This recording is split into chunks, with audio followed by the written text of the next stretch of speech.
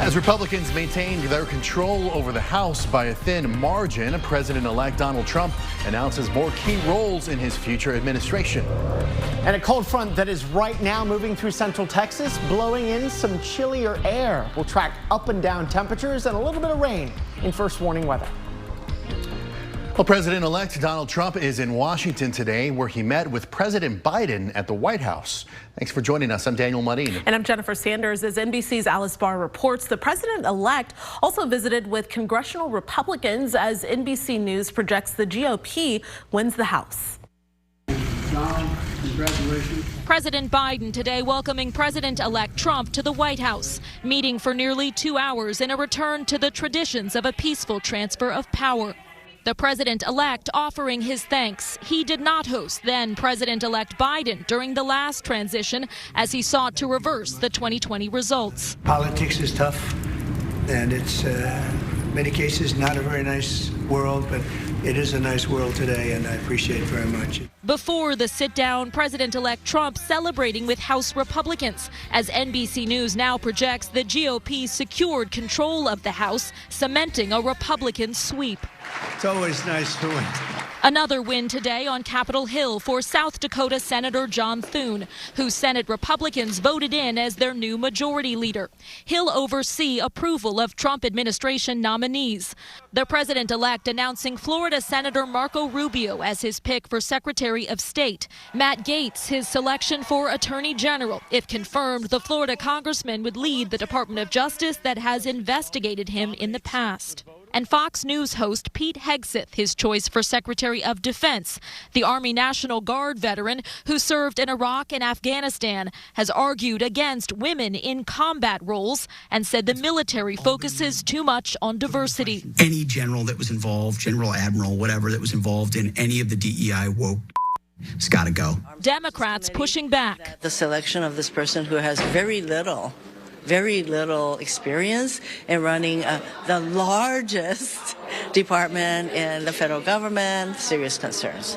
President-elect Trump also tapping tech billionaire Elon Musk and entrepreneur Vivek Ramaswamy to lead a new Department of Government Efficiency with promises to slash spending and bureaucracy, saying they'll provide advice from outside of the government that the president-elect is preparing to lead.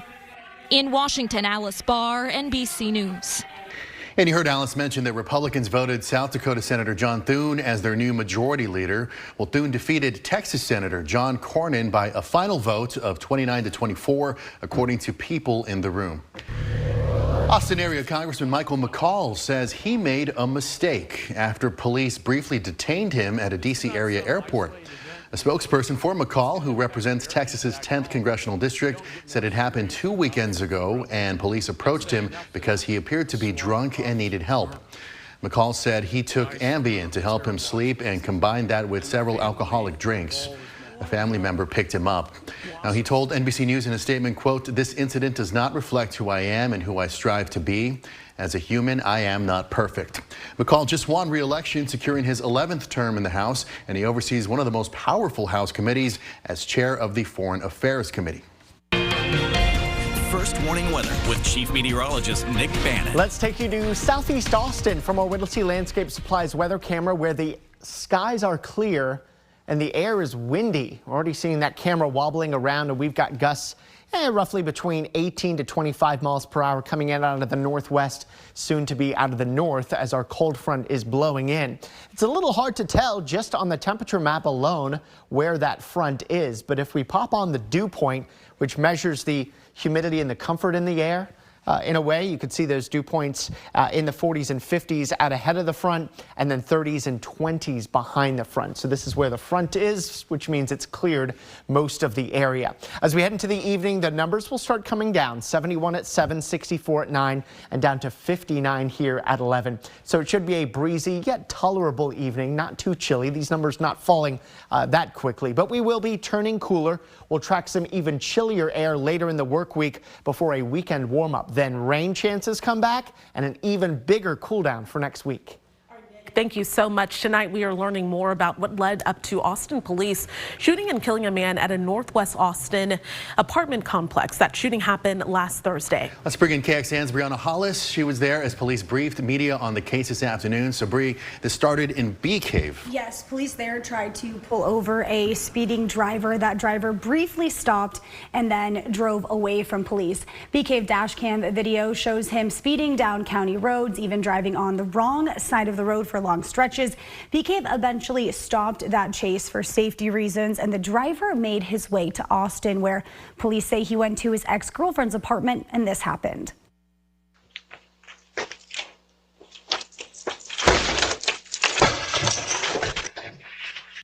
APD identified this man as Zachary Labrie and say his ex-girlfriend wasn't home when he knocked down the door. Police say he had 2 guns on him, and after he kicked down the door, APD says he stole 2 cars from the nearby 4 Points shopping plaza before returning to his ex-girlfriend's apartment complex. That is when police confronted him and say he pointed his gun at officers 3 different occasions and did not ignore commands to drop the weapon.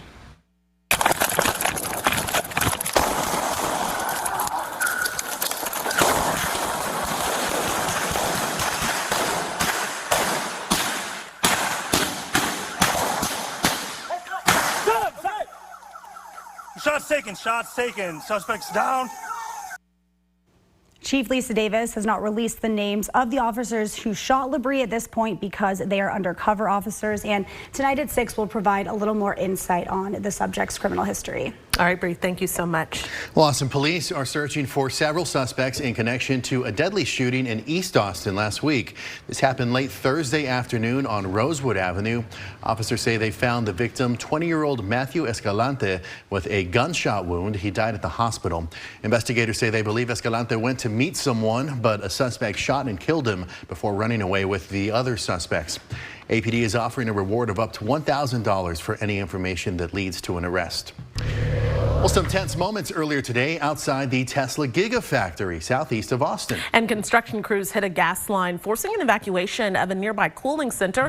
KXAN's Barrett Tryon is live there for us tonight with the latest updates. Barrett? Well, Jennifer and Daniel, Austin Fire temporarily using that evacuation for what they're calling a precautionary measure. Let's take a look at some video, though, from earlier today. Now, the main building itself, the actual factory, was never evacuated. Atmos Energy crews have been on scene here really all afternoon, just making sure everything is A-OK. There was a little bit of a traffic out here earlier from all that going on, but now it's just workers coming and going from the plant like normal. Now, this is really, though, the first time that we have seen construction up close and personal out here at Tesla. They tend to keep things pretty guarded with lots of security. Tesla is right now the Austin area's 2nd largest private sector employer, just behind H-E-B with an estimated 20,000 workers. Now, you might remember Tesla has actually just filed some new plans with the state for an expansion out here. Those filings don't really dive too much into what they will be, but we do know it is going to be some 5.2 million square feet. Some of the names of those projects include drive unit paint in plastics. In late summer, you might also remember Elon Musk unveiled plans to produce autonomous taxis, so that could be potentially be built out here as well. Now, back out here live, nobody was hurt in today's gas line break, and crews aren't saying who was actually working on the line, and Tesla is being pretty tight-lipped about all of it. For now, though, we are live in Travis County. Barrett Tryon, KXAN News. All right, Barrett, thank you so much. Tesla is recalling more than 2,400 Cybertrucks in its 6th recall of the year. The electric vehicle company issued the recall due to a problem with its drive inverter, which could increase the risk of a crash. Tesla says the latest issue can cause Cybertrucks to stop producing torque, which can result in a loss of propulsion. And the recall applies to all 2024 Cybertruck vehicles manufactured between last November and July of this year.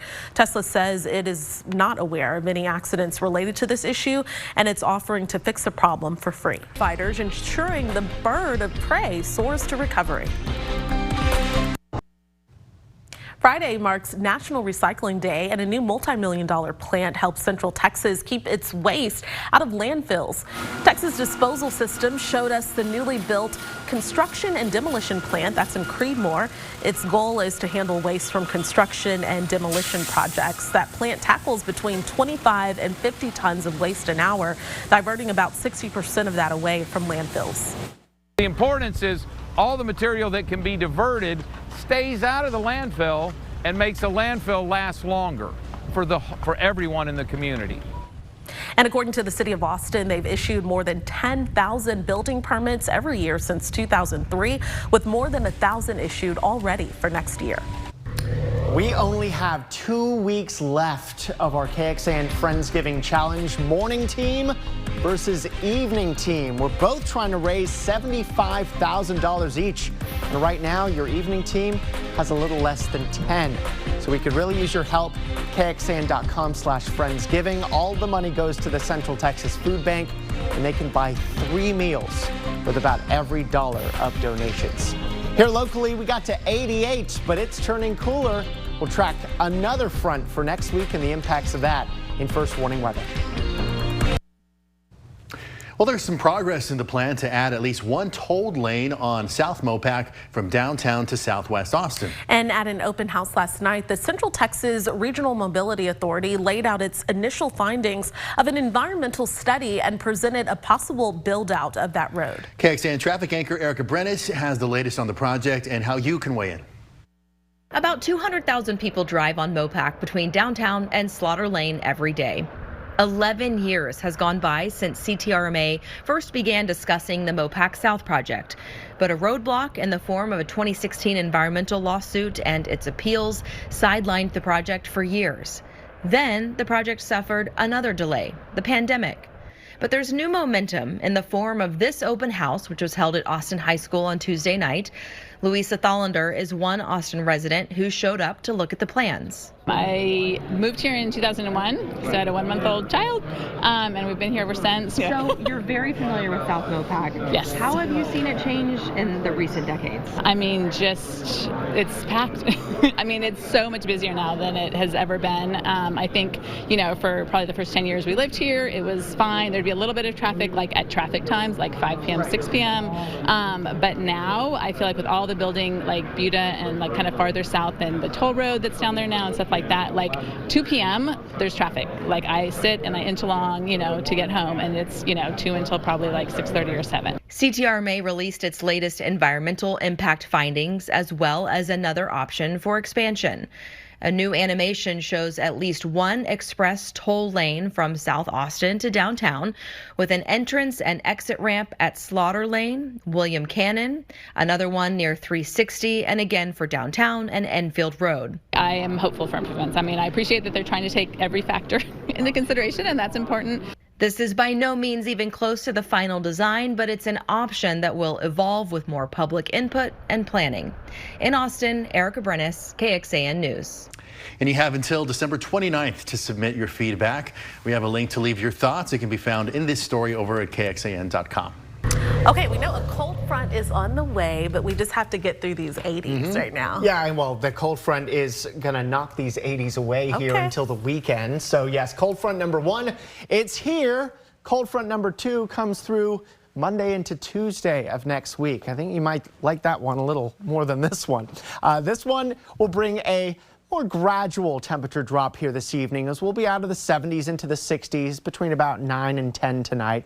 And then the 60s will turn into 50s tomorrow morning, even some 40s in the hill country to begin your day. So yes, tomorrow morning will be a chillier start than the last few mornings have been. And then the numbers will not warm as much tomorrow, despite a lot of sunshine, than the last few days have been. By midday, low to mid 70s, afternoon highs in the mid to upper 70s. This is still warmer than normal, but it's cooler than today's high of, what was it, 88? From what I remember.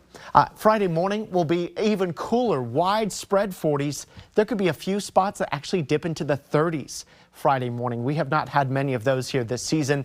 And then Friday afternoon begins our warm up. We'll see highs in the mid to upper 70s later in the day, even a couple of 80s. We mentioned last few days that this was going to be a dry cold front, and I know we had a few clouds midday. That was it. no rain out of them. And you can see as the cold front passes through, barely any clouds over the entire state right now. So the clear sky is going to be with us here through the night. Overnight lows getting down to 50. Still breezy for much of the next few hours, but the wind will slowly settle down, allowing our temperatures to drop. Here is your forecast for the next few days. You can see here into your Friday, 79, Saturday, sunshine, scattered clouds, and 82. And then eventually we start talking about rain chances beginning on Sunday. Minimal rain chances Sunday evening, but our highest rain chances of the next week come on Monday. Even still, we think only about half of the area gets rain on Monday before that rain clears out as we get into the day on Tuesday.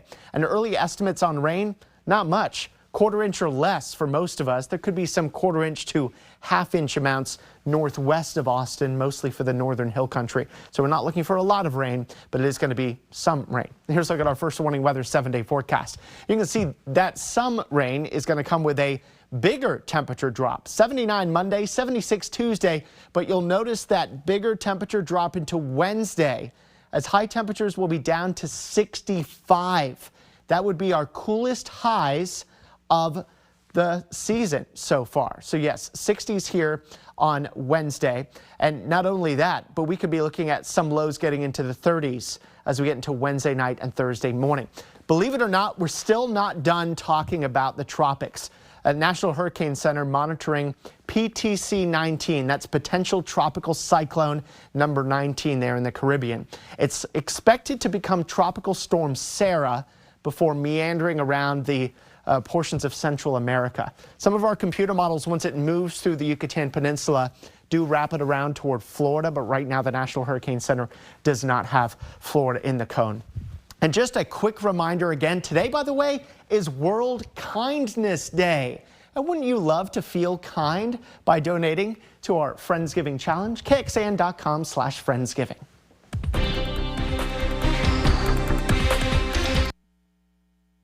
News Nation tonight.